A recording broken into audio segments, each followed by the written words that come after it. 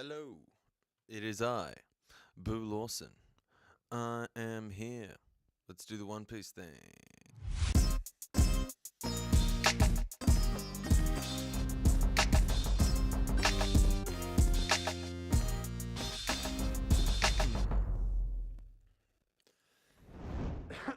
Excuse me. Hello again.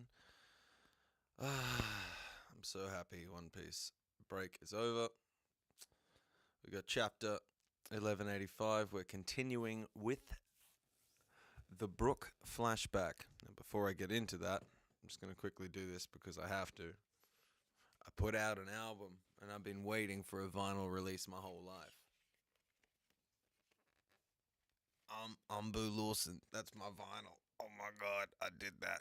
Anyway, I might talk about that another time. Anyway, anywho, anyhow. Cover request by Masaka. Oh yeah. Chapter 1185. Y'all better buzz off. Now, I don't know exactly who would say that. I wonder if it's the king or if it's Brook. Feels like the kind of accent of someone who's a little bit on the not educated side. Anyway. Hancock hones her cooking skills for Luffy. She's such a tragic man. She's so beautiful and so powerful and so influential, but she just wants to hone her cooking skills for Luffy. Oh god. Anyway, let's get on with the flashback.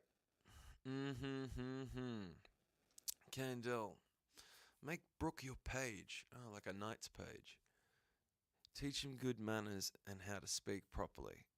You got it, Lord Loiven. Okay, so she still speaks to him like she's works for him as a knight, which is nuts. Just nuts. Like again, for those that want Lady Candle to be related to the God's Knights in some way or another, this sort of dutiful, I bow my head to the rank sort of way of behaving. This, you got it, Lord Loiven. I mean, she's got the love hearts there, so she's saying it like a lover would say it, but it's weird. Okay, Brook's got a sword. Oh, that's her sword, isn't it? Wow, the palace is packed with cute babes. Oh, God. There's one hottie, two hotties. Not her. Just three hotties. Cut it out. All right. And they are, the hotties themselves appear to be completely in love with Lady Candle. Don't worry, you're still number one, Candle, as Brook is as well. He's completely besotted as well. That's Lady Candle, you're my page now. Yo, let me see your panties. Brook! So, he's not taking to the behaving like a knight, behaving like in an orderly fashion too well, as you would imagine. He's from the streets, man. The streets remember Brook. Hey, do you have an issue with wearing your school uniform? If I let that school scrap my style, I won't be able to jam and make good tunes anymore. Don't worry though, I'm looking forward to rocking a guard corps uniform one day. Okay, so he knows what he wants to do. He wants to follow in Lady Candel's footsteps in Lord Leuven's or whatever Leuven's footsteps. He got his strong desire to be a swordsman from them. I'm interested. I know he lives in a musical kingdom, but I'm interested to know who gave Brook a guitar or an instrument first. He had nothing, right? So I'm curious as hell to see. Okay, so smiley, smiley, Lady Candle. Everything's nice so far. She's enjoying. Like she's okay. Why would they show us a shot of her overlooking Brook, like finding it all cutesy and smiley, if she's evil? Is this lowering us into a false sense of security? What's going on here? Because she genuinely looks like she's beat at the end of the day, and she's kind of like a parent looking over their kid lovingly. That there in her hand. I just realized that she's tucking him in. Oh, she's tucking him in. If this is a long play to do something conniving and evil, I'm not sure why this would look like this. He's very good at week to week making you guess what the hell is going to happen. Even in the smallest things, like, is this character who's just been introduced going to be, like, well, I say the smallest things. Just, he gives us the smallest amount of information and we run wild with it. Gotta admit, I'm jealous. I can't believe this kid gets to be Lady Candel's page. It is nepotism at its finest, at its highest. Like, Brook literally just knows the king. It's who you know, not what you know. Like, he was. I don't know what kind of a fighter he is. He's clearly being taught to fight here. But, like, he didn't have the skills necessary to do this, or the rank wasn't born into it. So it's literally who he knew. Which is, in and of itself, a point Oda could be making here. Candle, do you have a type of guy you go for? Lady Candle.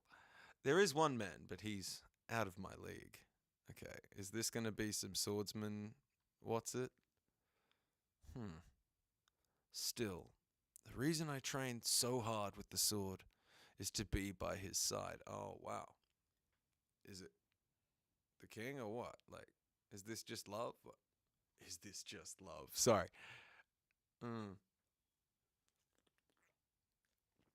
Sorry, I'm parched. I have to keep drinking.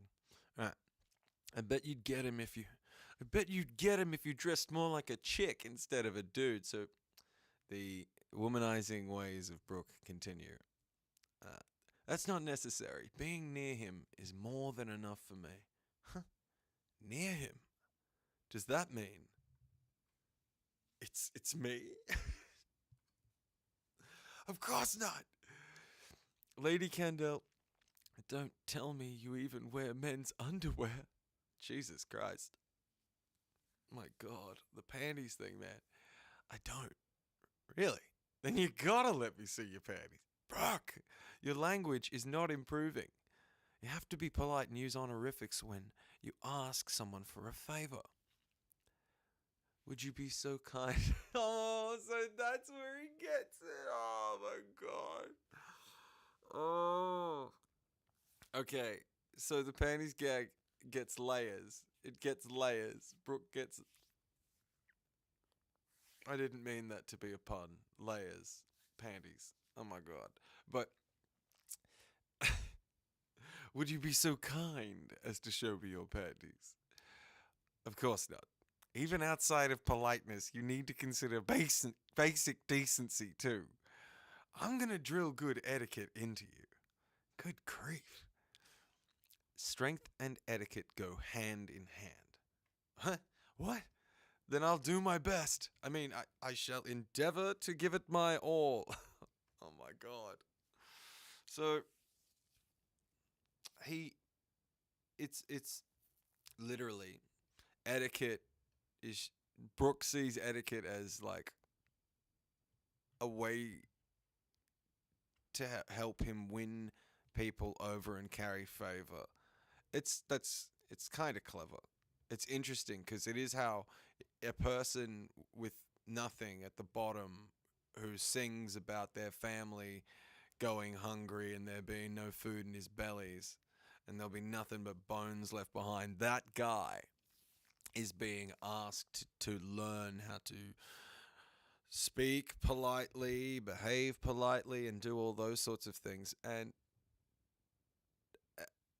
he's taking to it, but only like because he can see it as something that's advantageous, like as something that he could use to exchange for things.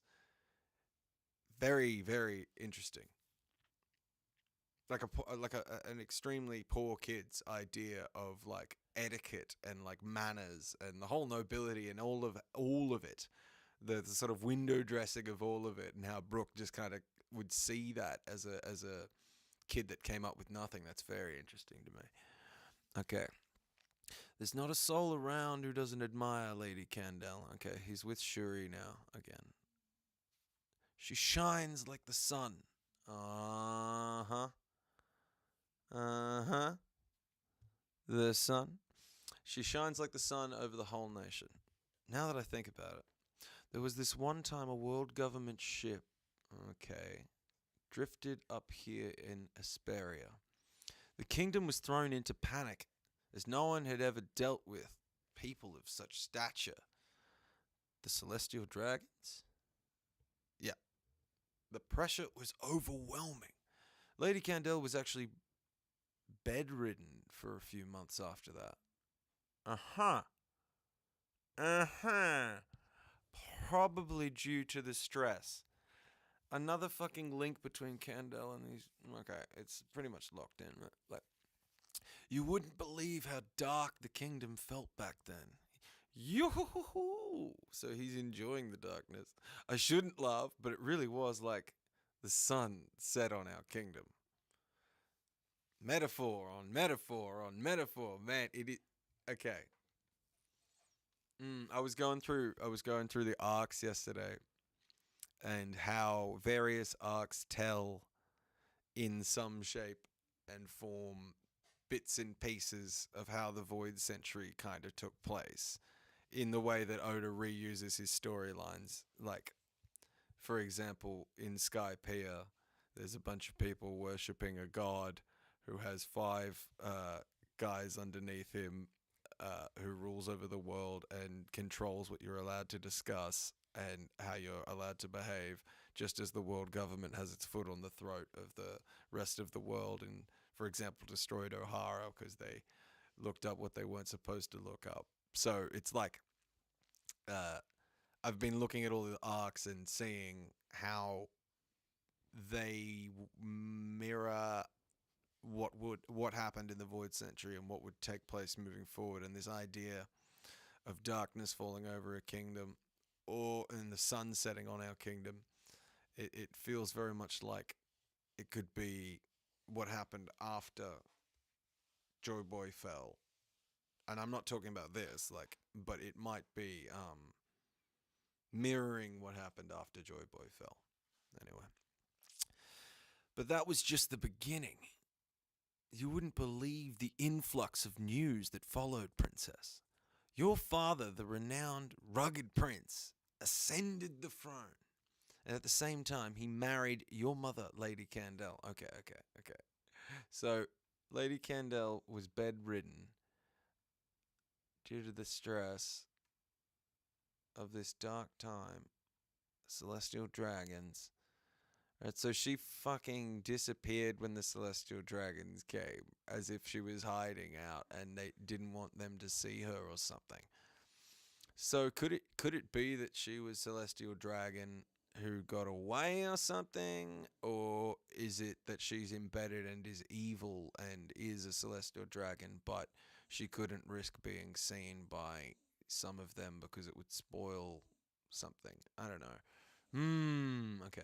Your father, the renowned rugged prince, ascended the throne. At the same time, he married your mother, Lady Candle. The celebrations across Asperia were thrilling as a live concert. And then we were blessed by your birth, Princess Shuri. Yeah! The nation positively bubbled over with joy. People always saying, I want to see her face. She's so cute. Or she takes after her mother. Remembering, of course, that everybody loves her mother. Okay. Oops, I'm getting off topic. But you get the picture. That's why I love you folks. They're my ultimate benefactors. In fact, I'd gladly relinquish my life for those two. Fuck, alright. Loyal. Loyal. This is gonna end so badly, man. Check out my latest hit. Relinquish Rock.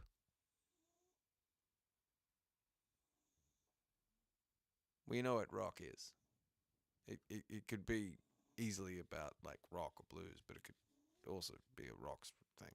But anyway. Mummy and Daddy. Mummy and Daddy. So, Brook, what would you do if I were in danger? Okay. Okay. That's obvious. I'd lay down my life in a heartbeat for you too. Is that just 'cause I'm their daughter? No. It's because you're you. You're supposed to say that wholeheartedly without hesitation. Right, so he must have said it coyly in a way that. Like, he must have not said it in a way that she found it particularly believable. Wins her over with a lollipop, and then. Okay, this is her a little older, fighting Brook. Some time seems to have passed there. That or she. If more time hasn't passed between this frame and this frame, then she just looks taller in the way that she's lunging here. Because yeah, she's on his shoulders over there. So in the next panel, hey daddy, use father instead. You're not a little girl anymore. Don't be weird. Love you too, father. So she doesn't, just like Brooke, she doesn't follow the honorifics either. She likes clowning around and having fun, right? Princess Shuri, if you're craving freedom from your parents, you know you can always vent it out with a song like this. Okay, so what happened? Okay, all right. So she's clearly been running around doing all sorts of stuff, and she cut herself trying to be too good a warrior, but like she would eventually be Gunko, right? So she's no slouch when it comes to fighting. This is who properly taught her to fight, just as Brooke was taught to fight, right? Like this is like earlier in this chapter, we see Brooke being trained in swordsmanship, and not long after, the daughter is also being trained by Brooke. It's just already, it's that inherited action. It's that passing down of customs. It's that passing down of someone looking after you, looking over you, teaching you, showing you the ropes. Y'all better buzz off! Why do those lyrics sound so weird? It's a dialect from a kingdom in the west called Kamigata. Kamigata, okay. What's happening there? Okay, so she's kicking Brooke in the back of the head because he's doing more flirting. Oh my god. In the background, there's a prince that's. It looks like what's happening is as Shuri's growing up, we're being shown different panels of things, right? Brooke looking after her in the rain. Brooke watching her, measuring her as she grows taller. And then we've got Brooke trying to flirt with this woman while Shuri is supposedly being wooed by a prince over here. So she's not paying attention to what she's supposed to be doing either. Brooke being chased by Shuri with, of all things, a scary ghost glove. That's hilarious. Because Brooke is terrified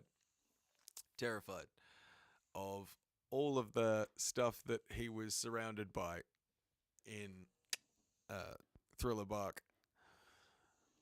Y'all better buzz off.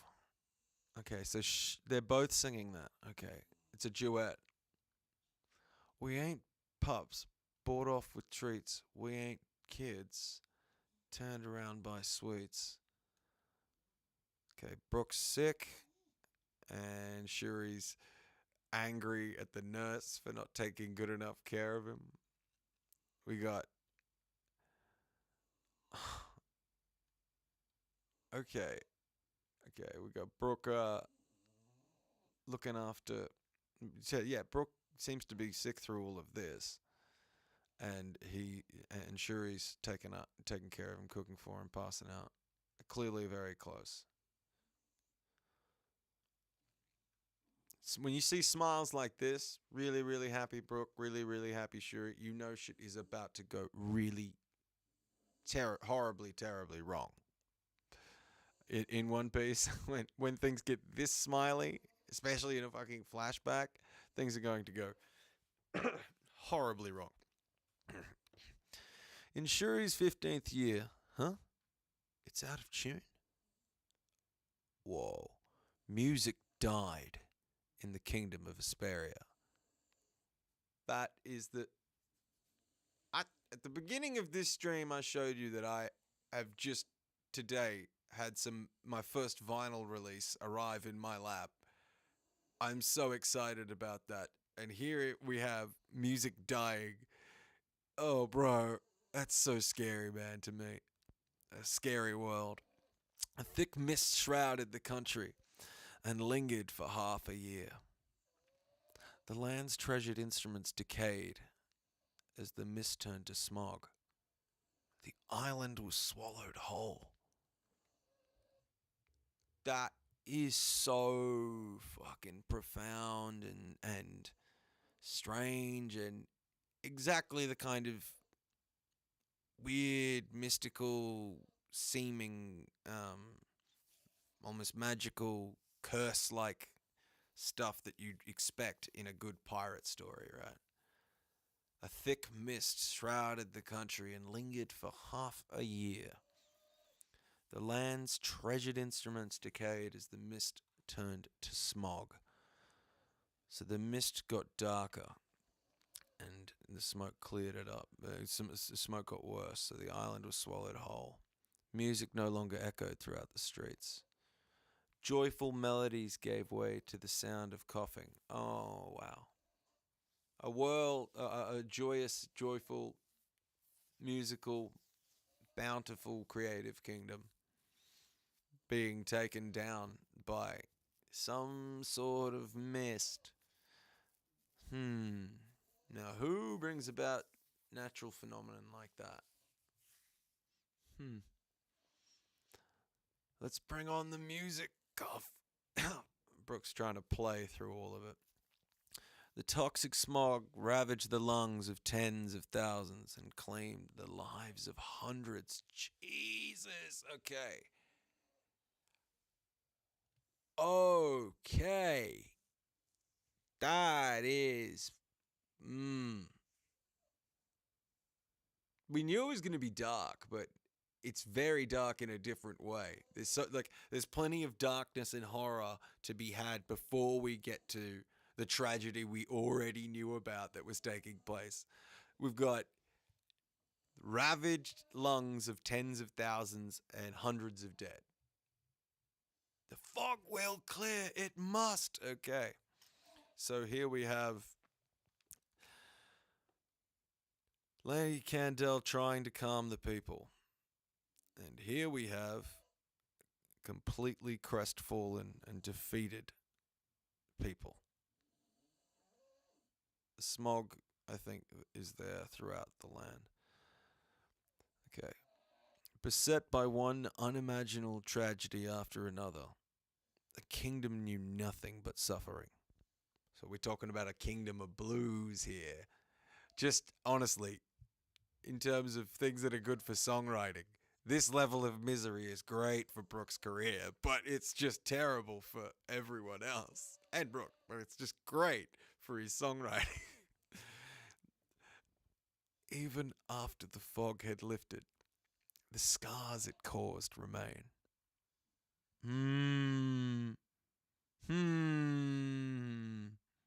Okay.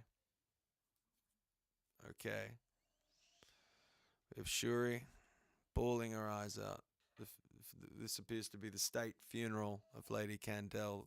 Remember, absolutely loved. Absolutely loved by the people.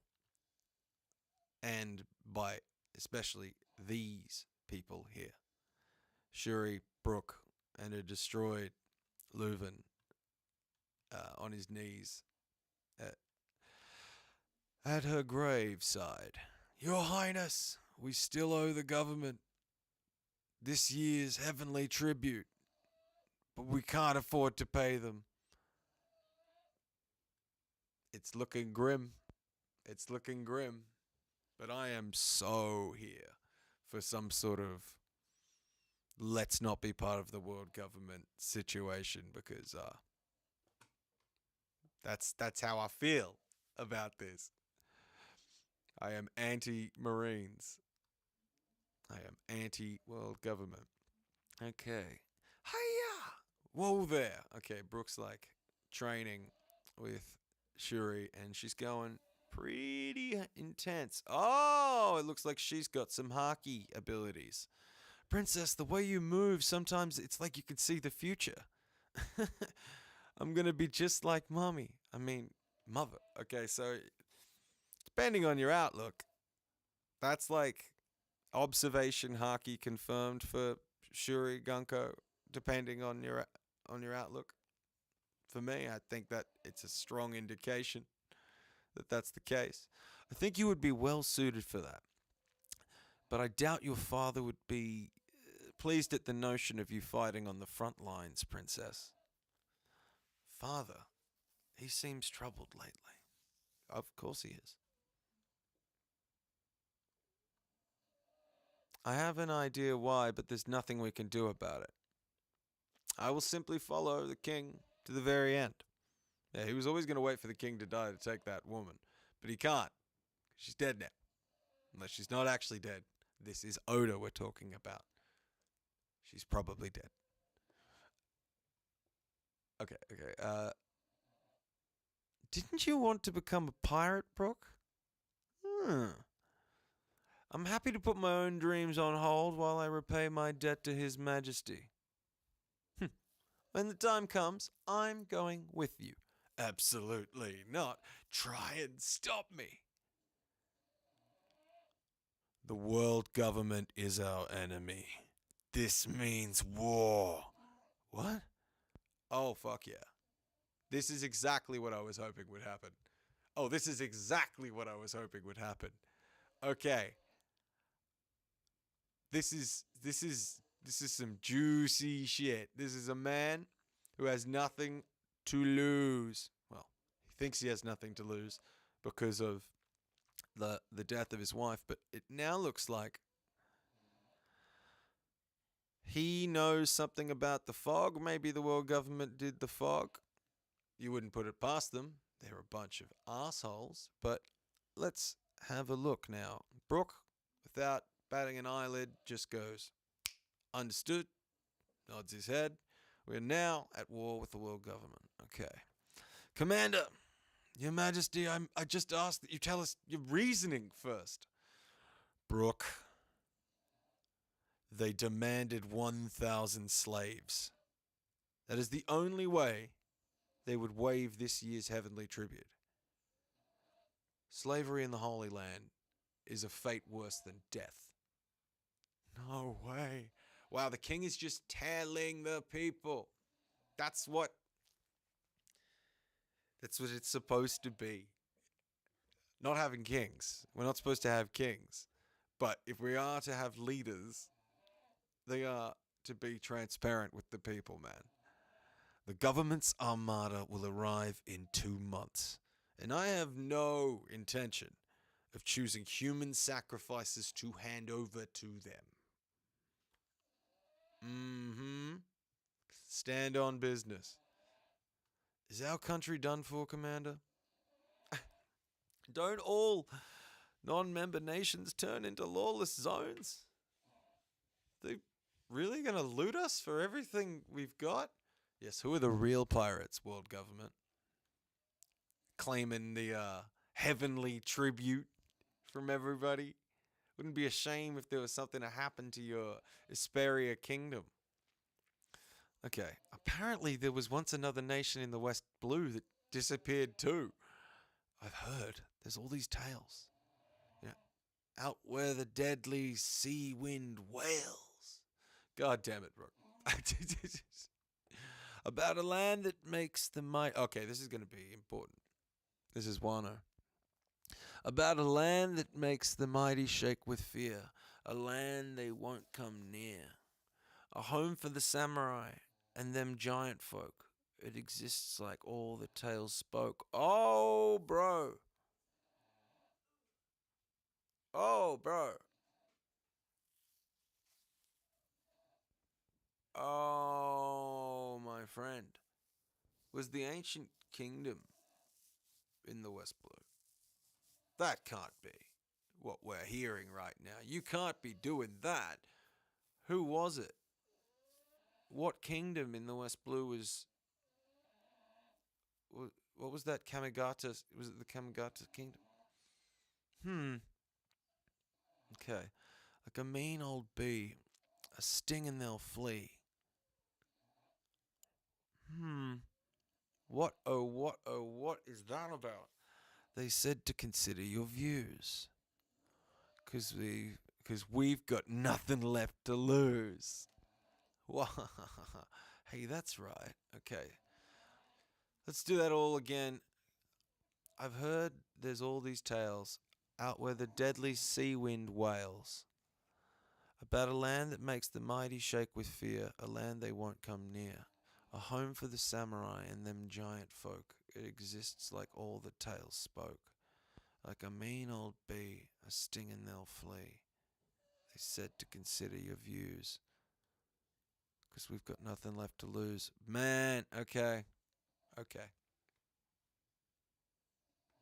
That's gonna rock me. That's gonna be stuck in my mind for a while. They've landed on the northern port. Platoon 12, intercept. Alright. Y'all better buzz off. There's that song again. Nobody said there'd be this many of them. This is the world government coming to take down Asperia Kingdom. Wow. Like a Buster Call situation. Y'all better buzz off. We're out here on the map's edge, but don't y'all scoff. That's Brook doing his humming slash action. Ain't nothing. Our aim ain't something that can be wiped with ease. You'll find taking our home ain't gonna be no breeze. There you go. Okay, so where did that song come from? Because this song, y'all better buzz off. Bees. Like a mean old bee, a stinging they'll flee. Y'all better buzz off. Hmm. Okay. Commander, the enemy has breached the palace. I'll hold the barricade at the staircase. Why can't I fight too? Yeah, no, sure, he's not being allowed to fight. It's out of the question. We'll be at their mercy if they capture you. That's correct. As Dragon once said, a parent's greatest weakness is their child, as has been completely well evidenced by the entire Elbaf children hostage arc so far. Anyway, don't you have any crazy ideas now, princess? It's a raider. Oh man, the garden we always walked in. It's been set ablaze. Okay, is this from Brook's perspective? Okay. Oh, your majesty, the junkyard we used to play in has been reduced to a hellish inferno. Oh, this is metaphors, metaphor galore, metaphors out the wazoo. What a fun time to be alive. This is crazy. Y'all better buzz off. Y'all better buzz off. The edge of the map's a hell of a sight, 'cause it shines a mighty bright. If we finally snap for real, that shaking is all you'll feel.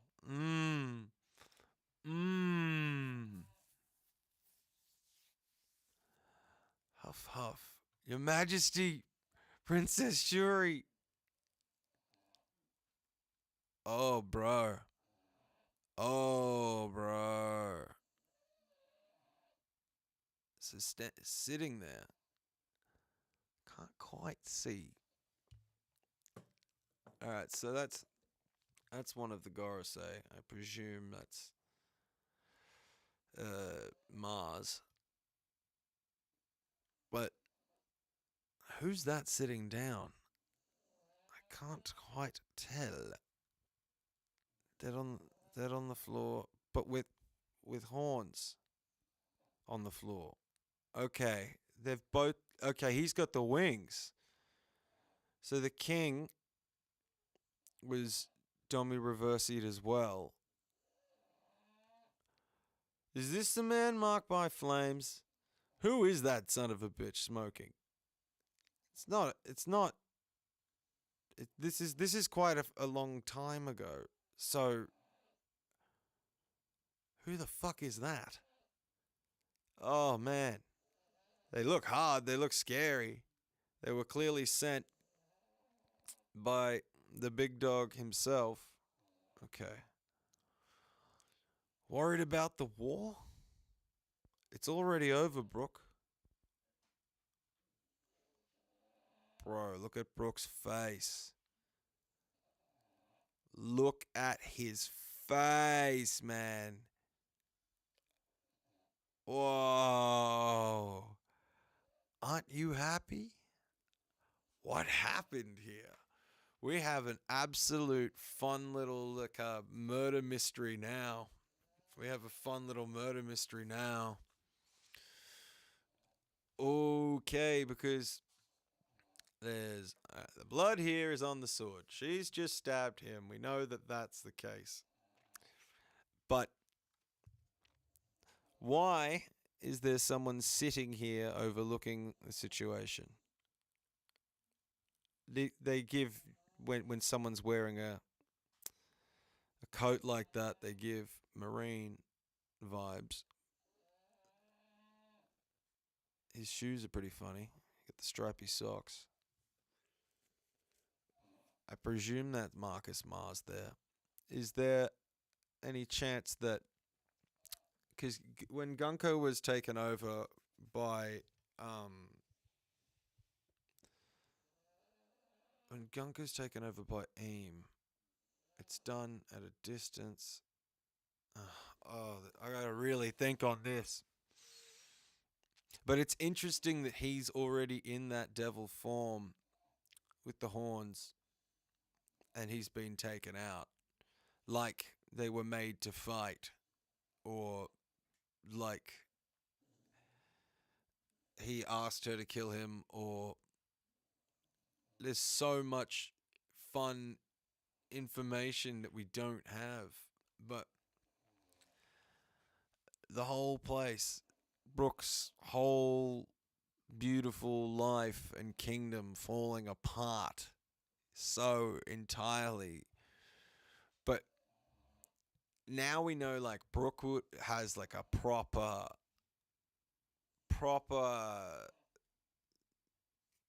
I don't know, like vendetta against the fucking world government. He would have to, because his benefactor, who he said he'd lay his life down for, and that he would follow for the rest of his life, or as long as he was king, he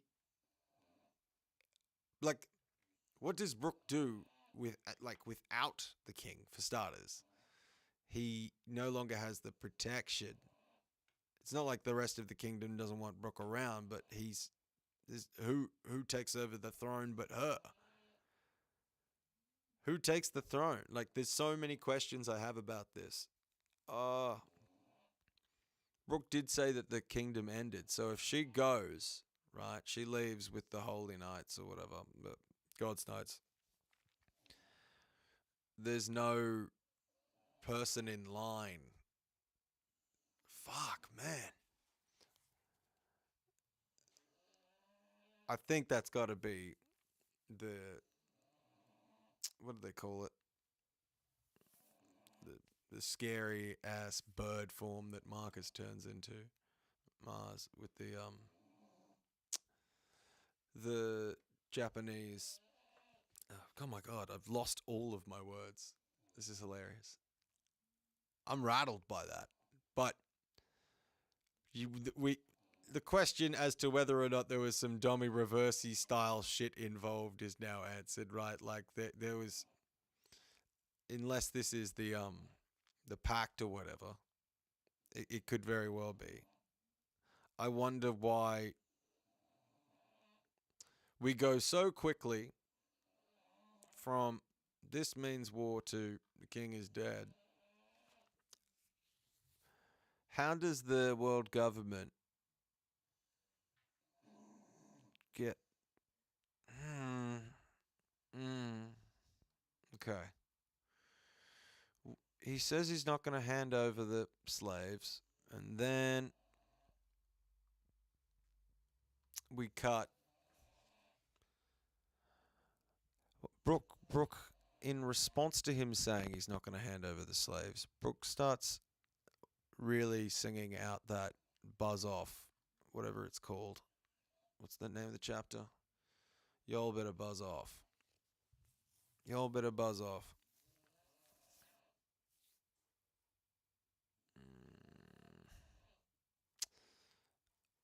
I've got a. It's absolutely screwed my head.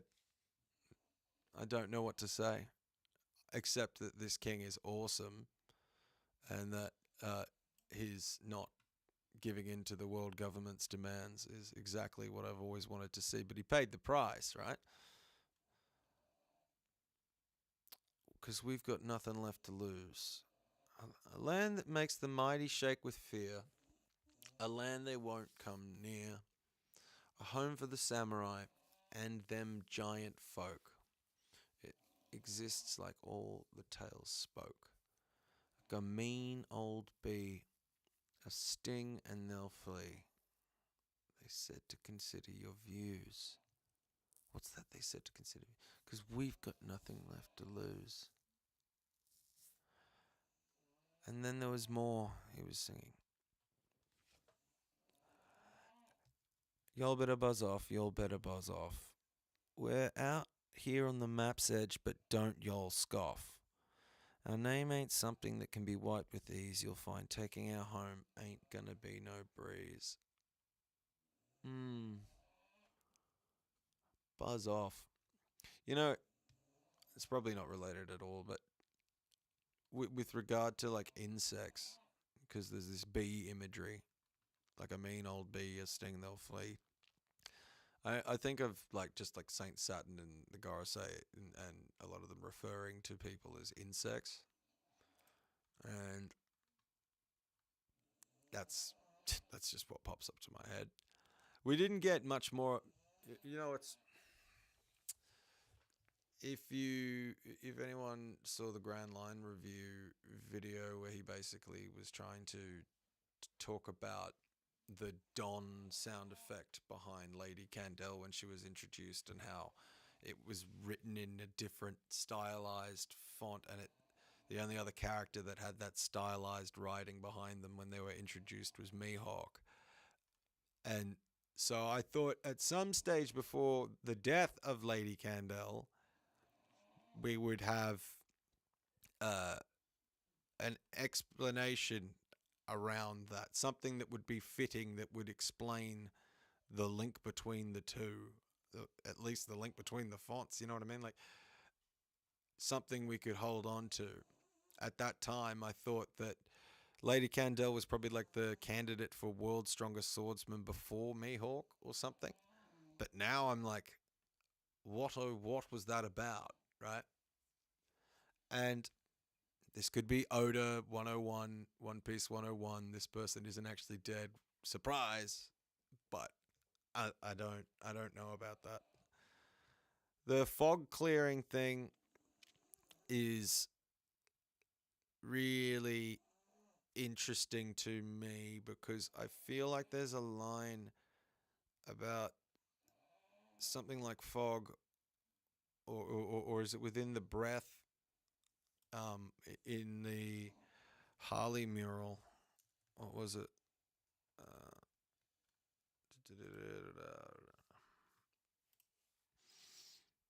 what's the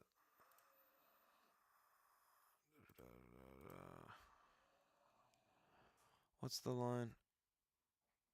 Within the chaos. No, there's no line about fog, but within the void there was breath.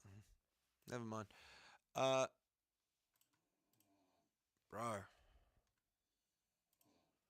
What a chapter. What an unreal fucking chapter. So we have yet to have our explanation. We in Elbaf we had the chapter where they burst in on King Harold and all of the soldiers were attacking King Harold and you could see that he turned and it was sort of like Oda left us with that image and not knowing like for a week or so like how Loki was going to handle that situation, who was going to stop Harold, how he died in that flashback. Here we're having a situation where he's leaving us with enough pieces. Like, look, again, who is this guy? Is this the mighty motherfucking man marked by flames? Also, is it like significant that this person is smoking? Could this, a long time ago, could this be the person who had what was the moku moku fruit or whatever smoke fruit is called? Could that be the original user of that?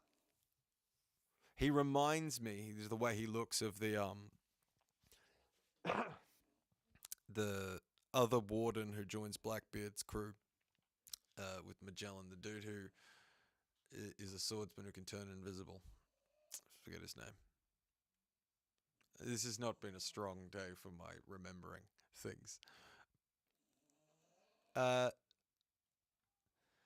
She's licking her lips like the blood off of herself. That's fucking gross, scary looking image.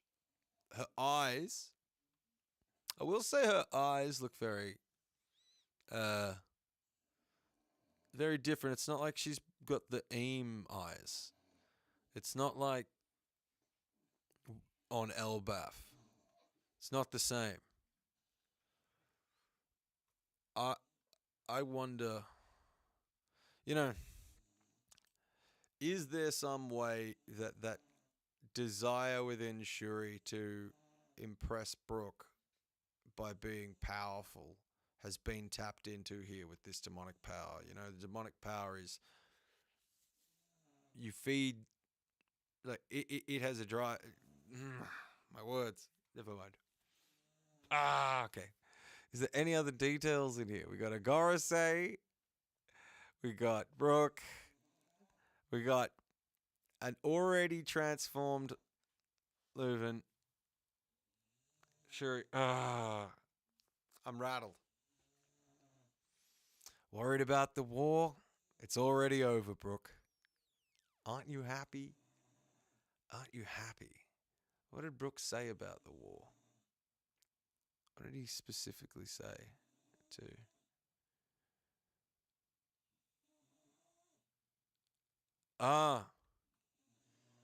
It'd be fucked up if in some way Shuri ended the war while in her demonic form as like to help Brook go fulfill his dream of being a pirate. Like, that'd be screwed up because she's clearly absolutely head over heels for Brook in certain ways. I also want to know what the significance of the heterochromania, like the two different eye colors, is. Ugh. There's so much good, like, rich material to tap into here to, like, go crazy over. Like, the who done it at the end of the chapter, but in particular, this fun song Brook's singing. Y'all better buzz off or whatever. There is gold in here. And also, apparently there was once another nation in the West Blue that disappeared too. When is this supposed to be now? How many years ago is this? In Shuri's 15th year? Ay, ay, ay, ay, ay. Was Shuri born in the same year as Roger? I can't remember. I think so. Uh. All right. Thank you, anyone who came along and watched and enjoyed. And Brook's flashback has been so cool so far. And man, what about this?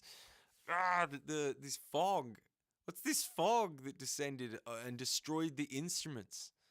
Because first thing that comes to my mind is like instruments are typically not all of them. A lot of them are made of brass and shit, but like guitars, violins, and stuff made of wood. What